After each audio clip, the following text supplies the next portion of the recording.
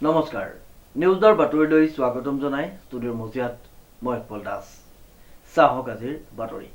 মুকুন্দ মুৰাৰী সাংস্কৃতিক গোষ্ঠীৰ উদ্যোগত আৰু বৃহত্তৰ ঢেকীয়াখোৱাবাসী ৰাইজৰ সহযোগত ভোগালী বিহুৰ লগত সংগতি ৰাখি দিন ভাওনা আয়োজন ব্যাপক প্ৰস্তুতি চলিছে নিউজ ডাইৰেক্ট ৰিপৰ্ট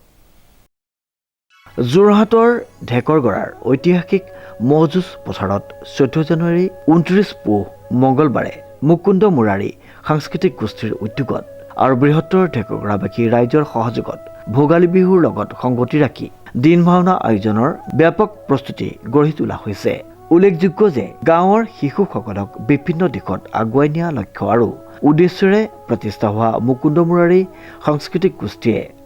প্ৰথমবাৰৰ বাবে ভোগালী বিহুৰ লগত সংগতি ৰাখি স্থানীয় শিশু শিল্পীসকলৰ দ্বাৰা এভাগী মহাপুৰুষীয়া নাট নৃসিংহ অৱতাৰ ভাওনা আয়োজন কৰিবলৈ মনস্থ কৰিছে অনুষ্ঠানলৈ মাত্ৰ কেইদিনমান বাকী থকা অৱস্থাত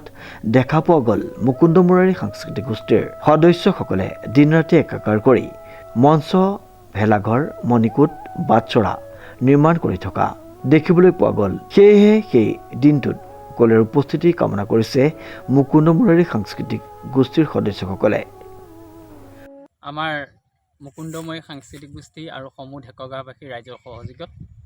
আমি ভোগালী বিহুৰ উপলক্ষে 29 পুহ আৰু 14 জানুৱাৰী আমি এভাগী দিন ভাওনা ইয়াত অনুষ্ঠিত কৰিছোঁ গতিকে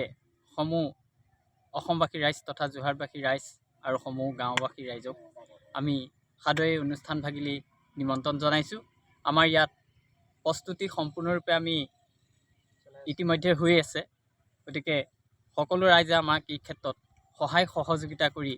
আমাৰ এই উঠি অহা কণ কণ শিশুসকলৰ ভৱিষ্যতৰ কাৰণে তেওঁলোকে আমাক উদ্দীপনা দিয়ক সাহস দিয়ক যাতে আমি এনেদৰে মুকুন্দময়ী সাংস্কৃতিক গোষ্ঠীয়ে আমি এই কণ কণ শিশুসকলৰ কাৰণে আমি আগলৈ ইয়াতকৈও ভাল পদক্ষেপেৰে কাম কৰি যাব পাৰোঁ তাৰ বাবে আপোনালোকে আমাক আশীৰ্বাদ দিয়ক সাহস দিয়ক আপোনালোকৰ সাহসেই আমাৰ একমাত্ৰ কাম্য আপোনালোক থাকিলে আমি সকলো কাম সমাধা কৰিব পাৰিম গতিকে ৰাইজৰ আমি ইয়াত সহায় সহযোগিতা একান্তৰে কামনা কৰিছোঁ ধন্যবাদ প্ৰণৱ খেঞ্চুৱাৰ ৰিপৰ্ট নিউজ নাও।